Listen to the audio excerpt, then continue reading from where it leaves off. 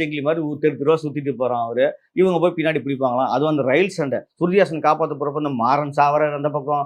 கூட அடியல் சாவறானுங்க. அதெல்லாம் அப்புறம் சார்லி சாவறாரு. இதெல்லாம் வெத்து வேட்டான டெத்து. அதெல்லாம் படத்துக்கு எந்த சம்மந்தமே இல்லாத ஒரு விஷயம். அந்த மாரி படத்துல அங்கங்க எல்லா இடத்துலயுமே ரஜினிகாந்த தவிர எல்லாருமே வேஸ்ட் பண்ணி வச்சிருக்காங்க. ரஜினிகாந்த் ஓகே. அவர் படம் உள்ள வரதுனால அவர் பார்க்குற மாரி நமக்கு சந்தோஷமா இருக்கு. உபேந்திரா வேஸ்ட்டு, சத்யராஜ் வேஸ்ட்டு, சூர்யாஸின பார்க்கவே முடியல, பார்க்கவே சகிக்கல. அந்த அம்மா அப்பாவும் பொண்ணும் ஐய்யய்யோ! சென்டிமெண்ட்லாம் நமக்கு ஒட்டவே இல்ல சுத்தமா.